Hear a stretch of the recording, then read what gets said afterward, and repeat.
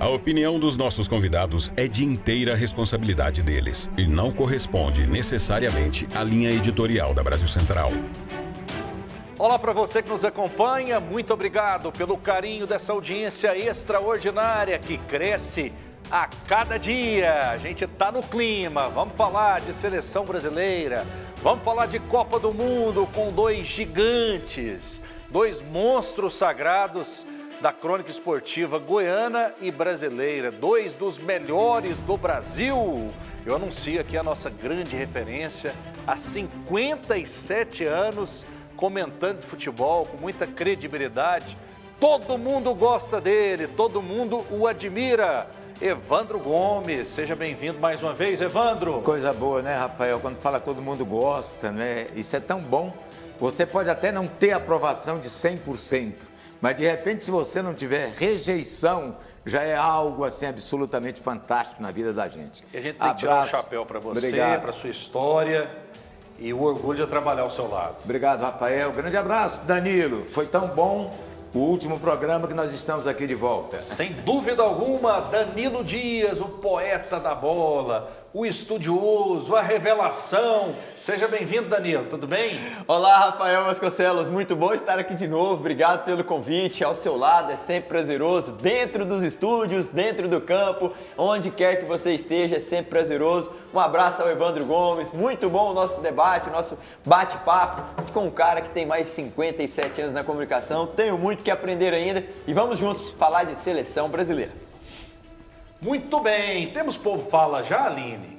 Temos Povo Fala, produção? Vamos saber o que o povo nas ruas pensa sobre a seleção brasileira, o primeiro jogo. Ou seja, a população está otimista, está pessimista? Vamos acompanhar. O empate entre Brasil e Marrocos na estreia da seleção na Copa do Mundo não diminuiu o ânimo de parte da torcida para a próxima partida contra o Haiti. Tem torcedor que espera uma goleada. Querendo ou não, o Marrocos é uma seleção forte, né? Jogaram muito bem, mas quanto ao Haiti, é de boa, né? Ser tranquilo. Com certeza o Brasil vai ganhar esse jogo com o Haiti, porque o Brasil tem realmente bola no pé. Estamos confiantes que ele vai vencer. Outros estão mais pessimistas. É o caso do Emílio. Ele acredita que a seleção vai ter que melhorar o futebol apresentado para conquistar a primeira vitória na Copa. Se jogar igual jogou esse passado, não vem não, viu? Eles têm que melhorar bastante, que deu muita vergonha. Casimiro, foi muita vergonha para o Brasil esse jogo passado. Se não melhorar, não tem extra para nós não. O Cláudio ainda está pensando se vai ou não se empolgar com essa Copa e comprar a camisa da seleção. Depois desse jogo aí, joguinho fraco aí que nós teve aí, só vou pensar se vou comprar. Enquanto o Brasil vem de um empate na estreia contra Marrocos, os haitianos perderam para a Escócia por 1-0. A partida entre Brasil e Haiti acontece na próxima sexta-feira, às 9h30 da noite, na Filadélfia, nos Estados Unidos. Na história, as duas seleções já se enfrentaram 3 vezes, com 3 vitórias para os brasileiros. Muito bem, a população brasileira é meio pessimista, né? Agora imagina quem torce para Curaçao, imagina quem vive em Cabo Verde, né? Imagina quem vive nesses países aí. O Brasil tem 5 títulos e o povo é pessimista, Evandro? Você pensa o seguinte, a população da Alemanha está cobrando a Copa, a população da França cobra a Copa, da Espanha cobra a Copa. Portugal que nunca ganhou uma Copa estão cobrando. Então, todos os países dessas seleções favoritas, você sabia que o jornal AS, lá da Espanha, fez um estudo científico sobre o desenvolvimento de cada jogador que participa da Copa, sobre ambiente de seleções, sobre jogadores em seus clubes, preparação física, condição clínica de cada atleta, e chegaram à seguinte conclusão, o estudo chegou à seguinte conclusão: a Espanha, principal favorita para ganhar a Copa.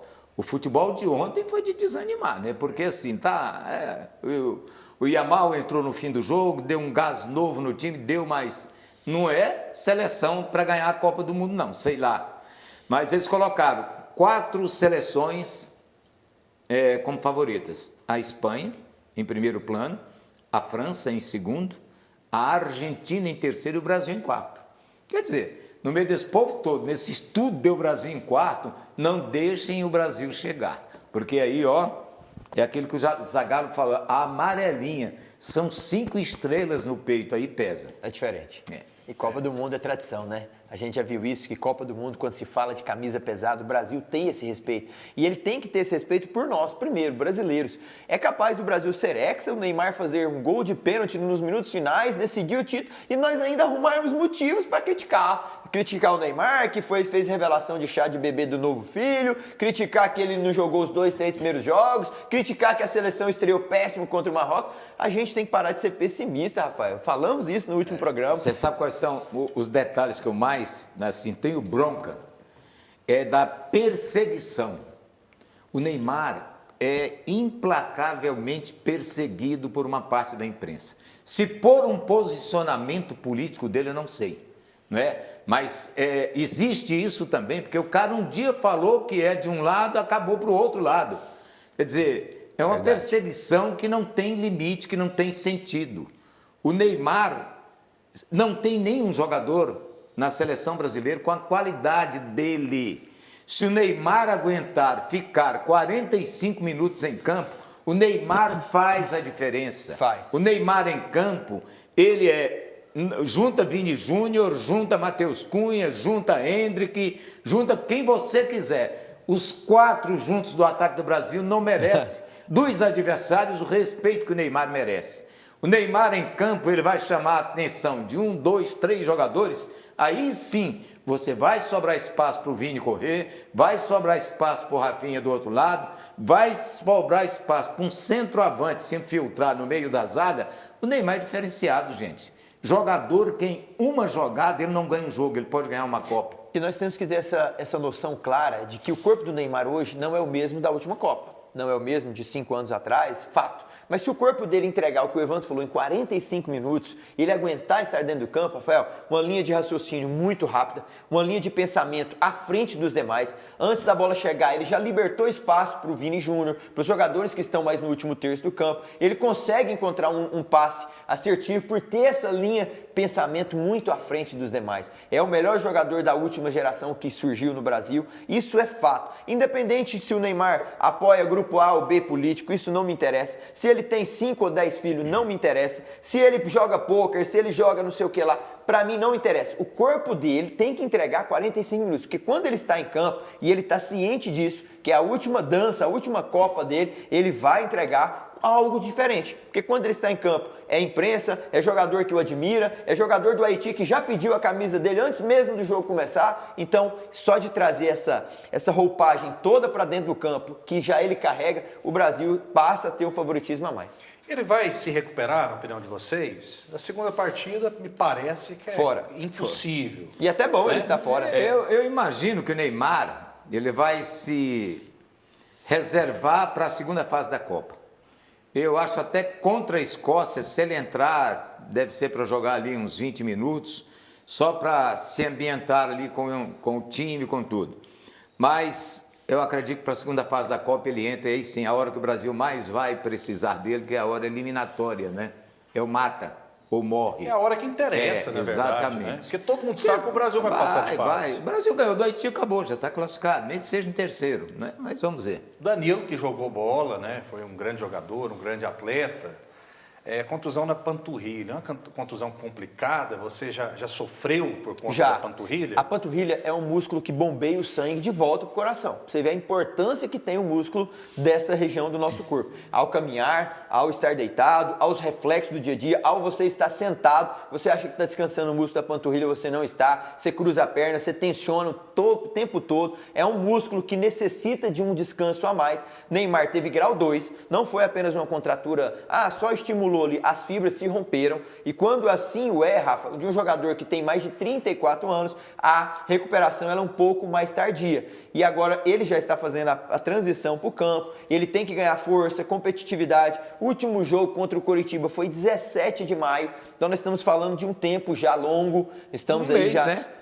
Um mês, Um não mês, já mais de 30 dias inativo. Só bicicletinha, trabalho de academia não é a mesma coisa de bola, ritmo, reação, tempo de bola, de competir com seus colegas. Ele precisa fazer isso nesse pré-Escócia. Ele vai ter 5, 6, 7 dias para isso? Excelente. Melhor do que ele entrar e ter uma aparição nula contra o Haiti, que já pouco ou nada significa para nós. O Haiti é uma seleção que merece respeito? Sim, mas o Brasil é favorito sem Neymar também. Tá aí, é a contusão do Arrascaeta. Ué. É, A a mesma. mesma. Panturrilha que deve tirar o Arrasca também. E nem por isso falam em cortar o Arrascaeta. A contusão do Arrascaeta foi depois, inclusive. Agora não tem mais jeito, né? Porque se cortar, fica com um jogador a menos, que pode, o limite mínimo é de 23.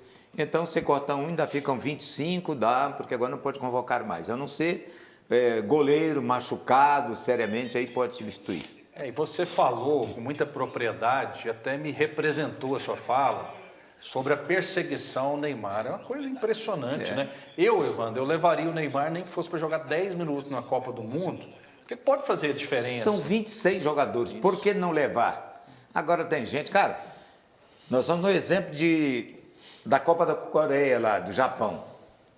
Quando o Ronaldo saiu daqui, esqueceram o Romário, levaram o Ronaldo, mas foi um castigo, assim, terrível para cima do treinador, do Filipão, porque não levou, porque levou o Ronaldo. Estão levando um jogador de muleta, chegaram a esse ponto. Foi mesmo. Quem foi que decidiu a Copa? Ele. Ronaldo. Em todos os jogos, praticamente. Não, a final contra... Eles tinham escolhido o Oliver Kahn, goleiro da Alemanha, o melhor jogador da Copa. O Ronaldo foi lá, bagunçou com ele, meteu 2 gols. Por isso que eles acabaram essa história de escolher com antecedência, né? Vão deixar sempre para o último jogo. Sim. O caminho do Brasil na Copa do Mundo. Mas antes disso, quero perguntar para vocês no sim ou não. É o que diz o coração e o que diz a razão. Evandro Gomes, o Brasil vai ser hexa agora? A razão me diz que não, o coração pede que sim. De qualquer jeito você vai estar certo. Eu vou estar certo. Não, mas eu acho assim, o futebol do Brasil nesse momento, diante de adversário que a gente vê como França, Portugal, Argentina, essas seleções, principalmente essas, a Alemanha que a gente nunca deve, né? Não está com uma seleção no esplendor da forma técnica, mas... Poxa, é o segundo set, tal chato desse 7-1, apareceu de novo aí pra gente ficar sofrendo. E passou o Brasil, fez mais gols, né? 239 e o Brasil 238. Exatamente. Superou. Agora contra o Haiti, eu acho que o Brasil passa a Alemanha. Tomara, novamente. né? É isso aí. Danilo, e aí? Coração e razão. O Brasil vai ser ex? Gostei muito da resposta do Evandro, hein? Essa é ótima. Essa eu vou copiar também. Gostei. Por isso que é bom a gente aprender, né? Eu participei até de um bolão, já vou passar para você, e aí eu falei exatamente isso, né? Me perguntaram, né? E aí, o Brasil vai ganhar do Marrocos? Aí eu falei, coração ou razão? Eu falei, para mim vai ser empate. Eu até ganhei o bolão lá, ganhei R$110. Falei, eu joguei naquele dia eu joguei... Assim, eu joguei 2-1 pro Brasil, cara, mas quase bateu na trave. Um excelente resultado. Mas para mim o Brasil tem chances de ser hexa, visto que eu já vi nessa primeira fase de competição de algumas seleções em campo, mas a gente tem que ser realista. Tem outras seleções mais preparadas no pós-2022 do que a gente. E elas chegam com mais força, no momento de decisão ali, eu vejo que o Brasil pode deixar a desejar, mas não vejo o Brasil caindo agora na fase de grupo. Vai passar e aí o que vier pela frente, a gente vai ver se vai ter ou não Neymar, para a gente poder analisar com mais paciência da coisa. Chaveamento do Brasil, pois não. Quando eu vi ontem, num treinamento, a seleção da França, que eu olhei, meu Deus, Olise, Dembélé, Mbappé, Doué, né, esses caras todos, eu vi aqueles caras ali assim... E esse Olise, eu estou querendo que o Brasil cruze com a França, porque ele foi debochado com o futebol brasileiro, quando perguntaram para ele, melhor jogador da Argentina, Messi, melhor jogador da Alemanha, ele apontou Kimmich, melhor jogador da Espanha, ele falou do Yamal, mas quando perguntaram sobre o Brasil, não conheço. Que isso, que desrespeito, assim, né? O cara joga demais, foi um dos melhores jogadores do Bayern Munique. Ele é aquele cara canhoto que joga pelo lado direito, que vai aquela puxada para dentro. Mas ele acerta o ângulo com uma precisão incrível. Mas estou com vontade que o Brasil cruze com eles assim. Seria na final, né? Se o Brasil ficar em primeiro... E seria melhor ainda, porque aí teria tudo assim. Porque se o Brasil chegar numa final, os caras vão tremer, viu? Porque Hoje eles estão encarando o Brasil sem respeito. O Brasil perdeu um pouco do respeito que os adversários tinham. Os caras estão chegando assim, encaram e vão para cima sem medo. O Marrocos fez isso. Fez, e bem. Antigamente ninguém fazia isso com o Brasil, não. Mas isso é bom, porque enquanto eles perdem esse respeito, de repente esses jogadores acertam uma hora aí, porque qualidade técnica individual o Brasil tem de sobra. E quando o Brasil foi desacreditado em algumas Copas, chegamos lá e surpreendemos, né? Teve mudanças durante a caminhada, em Kleberson, que nem era titular, entra no lugar de Juninho Paulista em 2002, vai e a gente consegue o título. Então, por que não o Ancelotti começar essa caminhada já com mudanças nesse jogo contra o Haiti, vai ganhando corpo, vai ganhando espírito de grupo, difícil, pode não fazer um placar elástico, mas se defende ali como pode, faz um gol. Por que não, Brasil? A gente nunca pode tirar os olhos, Rafa, da maior seleção de todos os tempos. Nós temos que ter real noção. É uma seleção que não tem comparativo com o que já foi? De fato é. Mas são jogadores que performam em grandes ligas. Liga na La Liga da Espanha, na Premier League, na Ligue 1 da França. Jogadores que estão no mercado árabe. Então, sim, são jogadores que estão hoje entregando nos seus times alto nível. E hoje nós podemos dizer que não temos a melhor seleção, mas nunca, Rafa, nunca tire os olhos de quem tem 5 estrelas. Sim, olha lá, vamos falar do caminho do Brasil, Evandro, Danilo, nessa Copa do Mundo. O Brasil, se ficar em primeiro, pega o segundo do grupo, que tem Suécia, que tem Japão, que tem Holanda. Tunísia. E Tunísia. E aí, o Brasil, na opinião de vocês, vai pegar quem na próxima fase? Resta saber, inclusive, se o Brasil vai ser primeiro do grupo. Vai depender muito do saldo de gols. Mas só o segundo pega o primeiro do outro, né? Sim, exato. Então, assim, Holanda e Japão são os principais aí. Teve até um jogo muito bom. Holanda, Japão, quem é outro? Suécia. A Suécia ganhou de 5-1 da Tunísia. Mas a Tunísia é uma seleção, assim, o treinador já até derrubaram, nunca vi isso. Primeiro jogo de Copa já derrubaram o treinador. Mas engraçado que eu esperava mais da Tunísia. Porque, Evandro, no grupo H da classificação africana, eles jogaram 10 jogos, ganharam 9, empatou apenas 1. E o melhor vem agora, fizeram 22 gols, Evandro, se não me falha a memória, e não tomou nenhum. Dos 10 jogos, Rafa, uma defesa intacta. E era o mesmo treinador. Aí vem para estrear e leva 5. Só que em janeiro eles fizeram algo que não poderia ter feito. Eles mudaram o comando técnico, mandou embora o treinador que conseguiu o tamanho feito, trouxe um treinador que deixou de fora jogadores que eram capitão no amistoso contra a seleção brasileira, inclusive. Fez uma convocação que não foi tão aceita por grande parte da imprensa e por isso que ele caiu já no primeiro jogo tomando de 5. Foram 5 jogos apenas que ele ficou, né? 5. Agora a Tunísia vai enfrentar Holanda e Japão e eles é favorito? Não é, não são e não vai vencer. Mas para mim, um grupo muito equilibrado. A Suécia demonstrou claramente para mim no jogo contra a Tunísia que tem o Alexander Isak, tem o Vitor Gyökeres, jogadores bons, jogadores que podem dar trabalho. Fará para mim o jogo agora contra a Holanda, o jogo chave. Se eles empatar, ao menos eles garantem vaga na próxima fase e aí deixa para a Holanda e Japão decidirem quem vai ficar no segundo lugar. Então, vocês já estão colocando, vocês estão cravando já Holanda e Japão. Minha bola de cristal tá ligada aqui. O Brasil vai pegar a Suécia na próxima fase. Tomara. Qualquer um. Eu acho que dos 3, qualquer um que o Brasil pegar, dos 3, considera a Holanda o mais complicado. Pela tradição, pela história, pela qualidade individual de alguns jogadores. Mas Suécia e Japão não mete medo, não. Olha, não mete medo, mas o recorte dessas seleções é perigoso, Rafa. Do que vier nesse grupo F, eu estou muito preocupado. Mas aí, Danilo, é o seguinte, se a gente tiver essa preocupação com Japão e Suécia, imagina quando a gente pensar lá na frente. Concordo. França, Portugal, Argentina, Espanha. Concordo. Mas aí o Japão, ruim, né? Rafa, ele vem de 10 jogos contra seleções europeias, 8 vitórias e 2 empates. Uma seleção que trabalha com o mesmo treinador desde 2018. Então, assim, eles estão muito à frente de nós taticamente. Tem jogadores que perfilam em principais ligas da Europa. O Ayaz Ueda joga no Feyenoord da Holanda, foi artilheiro. Cuidado. Cortaram o Endo, que é do Liverpool. Cortaram. Né? Foi cortado por contusão, até isso. Mas, assim, o futebol asiático também, ele quer subir a Coreia jogar também, né? Joga bem. A Coreia fez um grande jogo. Virou contra a Tchequia, né? E assim vai você pegar o crescimento do futebol africano. E olha que eles vão ter o país deles na Copa de 30 lá, que é Marrocos, né? Se pegar o crescimento do futebol africano, desenvoltura do futebol asiático, você já viu uma Austrália lá da Oceania, chegar a ganhar um primeiro jogo, que muita gente não esperava, ganhou da Turquia. Turquia 2-0. Então, é aquela velha história, a evolução do futebol, não é que o Brasil caiu tanto assim. Valores individuais, por isso é que eu acho que o Brasil tem uma chance grande para a Copa de 30, porque o Ancelotti terá esse tempo inteiro para formar a seleção aos moldes dele. E já vai ter passado por uma Copa, né, Rafa? Ele sim. nunca disputou a Copa do Mundo, então para ele vai servir de muito aprendizado. Rafa, tudo que ele está vivendo lá, ele vai falar, já sei como que é Copa. 2030 eu não posso cometer esse erro, eu tenho que fazer isso, eu tenho que fazer aquilo, uma preparação maior, menor. Ele vai saber tudo. Vocês estão falando de tempo de trabalho, que realmente é muito importante. O Deschamps na França já está lá tem muitos anos. Está despedindo agora, né? Tem aí Zinedine Zidane. Exatamente. Só que é o seguinte, o Brasil, quando foi campeão do mundo em 2002, o Filipão entrou faltando pouco tempo, né? O Brasil, mas teve... na Copa de 70, tinha o Saldanha, aí o Zagallo entrou também e teve pouco tempo de trabalho. Então, será que é tão determinante esse tal tempo aí para treinador, já que Copa do Mundo é tiro curto? Vamos falar uma coisa? Assim, com todos os méritos que ele tem, ninguém vai tirar isso dele.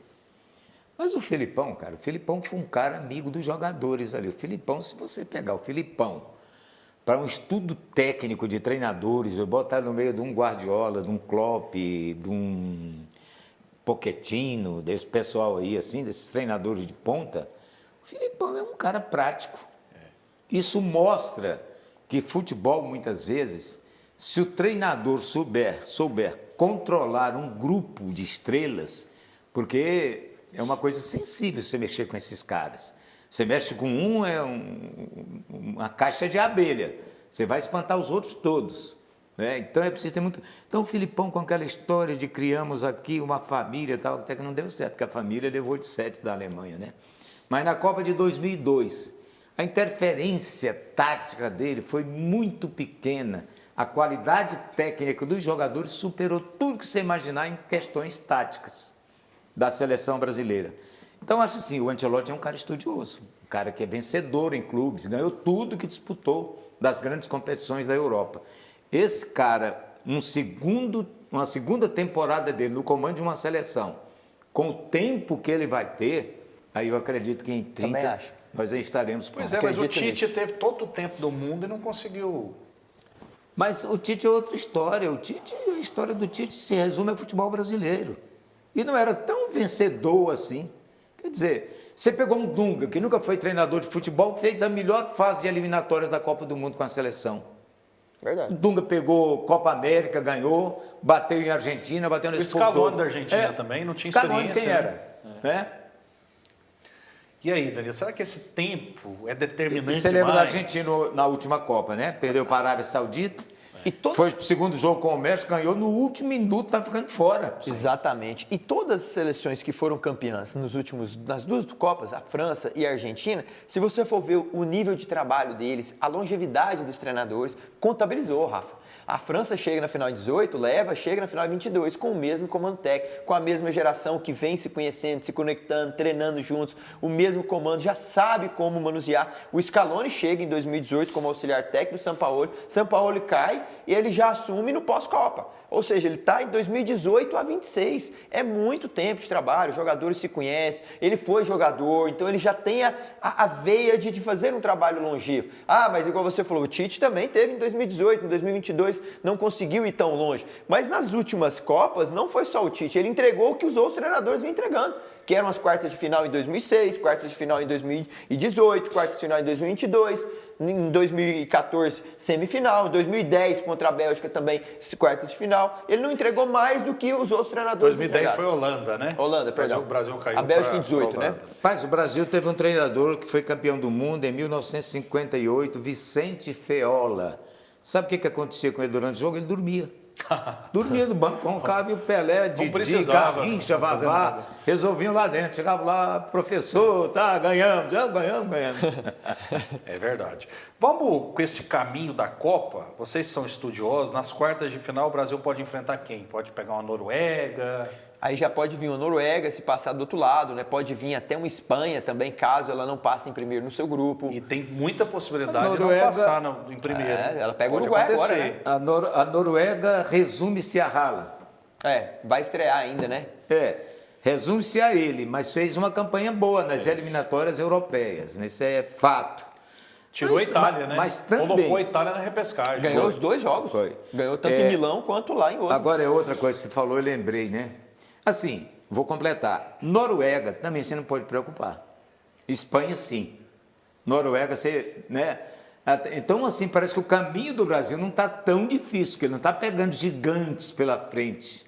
Vai pegar mais lá na frente, né? Mas Na semifinal pode pegar um argentino. Pode, e pode. tudo bem. Aí é mata. Poderia pegar em 2022 também? Agora, Poderia. você falou da Itália. Tem cabimento uma seleção como a da Itália ficar fora de uma Copa do Mundo? Pela terceira vez consecutiva ela fora de Copa. Cara, devia ter uma regra FIFA. Ela muda tanto o futebol mundial, coloca a obrigatória participação de seleções campeãs do mundo em Copa do Mundo. Para nós é bom que a Itália é tetra, né? Que de repente poderia chegar ao penta. 3 anos que nós estamos com essa vantagem contra a Itália, com um título a mais. Mas botar Haiti, botar Cabo Verde, colocar Curaçao. Bósnia, Herzegovina, esses trem aí, deixar uma Itália fora é uma judiação. Ah, mas tem que fazer, cara. Campeão do mundo tem que ter lugar garantido na Copa. Eles estão querendo, são 48 seleções, estão querendo aumentar. Se não criar esse item dentro do regulamento para garantir os campeões do mundo, vai perdendo a graça. Vocês gostam de 48 seleções na Copa do Mundo? É novidade, né, Rafa? Novidade boa, deu oportunidades para Jordânia, Curaçao, Cabo Verde, pela primeira vez estarem disputando a Copa do Mundo, abriu mais vagas. Para o Iraque fazer o O primeiro Iraque gol. fazer o primeiro. Então, assim, algumas seleções que nunca se calhar estiveram presentes podem estar, é a maior festa, é um palco gigantesco. Passa a ser o mundo mesmo, né? Literalmente, É uma são festa. muitos países, É tipo né? Copa do Brasil. A Copa do Brasil ela é o verdadeiro campeonato nacional, porque ela dá a chance do River, do Piauí, jogar com o Flamengo, né? Que não teriam nunca essa oportunidade. Então a Copa do Mundo tem esse lado. Mas, pelo amor de Deus, mande os campeões se disputarem. É verdade. Né? Agora, particularmente, eu até gosto de 48 seleções. Não, Eu acho que, Eles querem 64 aumentar. jogos eu acho que pra abraça 104. mais o mundo, né? Muito. E Eles tem que querem abraçar aumentar mesmo. ainda, né? Quer que chegue a Botar quantas 64, talvez. Aí, Olha só. aí vira Copa do Brasil, né? Acredito que assim, 48 está ideal. Começou, acabou. a Copa de 30, ela já vai ser Espanha, Portugal, Marrocos. Mas vai ter jogo no Paraguai, no Uruguai e na Argentina. Né? Olha aí. E é o centenário, né? É, 6 estádio países. centenário. São 6 países, né, que vai englobar a Copa do Mundo. Tem que Aqui na América do Sul, só um jogo para cada um. é né? um jogo de Mas faz estreia. parte. Mas faz parte, mas imagina a seleção, faz um jogo aqui em Buenos Aires, depois pega um avião, vai lá para Lisboa. Então, assim, o transporte de locação também pode ficar desgastante para tais seleções, mas a FIFA está tentando imbuir e englobar mais o mundo aí, fazendo essa homenagem também aos países da América do Sul que tem tradição, né? Eu vou dar o tema livre de 1 minuto para vocês, para a gente fechar, para vocês falarem o que vocês quiserem. Evandro. Fala, Danilo, primeiro. A gente tem que acreditar um pouco mais na nossa seleção. Eu, como cronista também, eu costumo olhar pela ótica do positivismo. É verdade que nossa seleção deixou um pouco a desejar, porque muitos torcedores cobram demasiado. Somos mais de 215 milhões de habitantes, treinadores que deixam a sua opinião, deixam o coração falar muito mais do que a razão. Mas a verdade é que enfrentamos uma ótima seleção do Marrocos. A Copa não acabou em apenas 90 minutos. Temos uma caminhada longa pela frente. É acreditar que é possível, acreditar e transmitir boas energias para esse grupo de trabalho. Nas outras Copas chegamos desacreditados e saímos de lá com o título. E por que não, nessa de 2026, também termos esse pensamento, essa ótica positiva, olhar com outros olhares para jogadores que estão lá e não desejar coisas ruins, desejar uma energia negativa, que ele erra um lance, são suscetíveis a erro, mas também começar a acreditar que é possível. Temos no comando técnico o melhor e maior treinador em termos de título, temos dentro de um grupo de trabalho jovens jogadores que querem aprender e evoluir e jogar com essa camisa da seleção. É pesada, é uma pressão absurda e não sejamos nós colocar mais pressão nesses meninos e que consigamos vencer o Haiti, a Escócia e aí começar uma caminhada vencedora até a final. Evandro Gomes. No ponto de vista de otimismo, eu nasci otimista, né? Tanto que eu acreditei que era possível chegar onde cheguei. E nesse ponto eu vou acreditar na seleção brasileira. Mas não sou pessimista ao ponto de querer destruir tudo. O Brasil tem que ser respeitado. O hino nacional brasileiro, ele tem que ser cantado por todos no momento que a seleção entra. Eu tinha tempo que eu não vestia a camisa do Brasil, vesti agora na estreia para assistir, junto com minha família. Vou vestir até o fim e vou torcer. Mas, não, por favor, liquidar a seleção brasileira por um resultado, desacreditar num cara como Carlo Ancelotti, que está iniciando um trabalho, é um pecado inaceitável. Evandro Gomes, muito obrigado pela sua participação mais uma vez. Rafael, foi muito bom reencontrá-lo, reencontrar o Danilo. Relembramos aqui os velhos tempos de campeonato goiano, né? Quem sabe o ano que vem a gente juntos novamente, né? Essa é a nossa expectativa e somos otimistas para isso. Danilo, muito obrigado. Sem dúvida, Rafa, um forte abraço a você, muito obrigado pelo convite. Sempre muito bom, de verdade, estar ao seu lado. Estamos precisando jogar uma bola junto, hein? Verdade. Um abraço ao Evandro também, fique com Deus. E você em casa que é suficientemente inteligente, tire as suas próprias conclusões. Fiquem com Deus e até a próxima.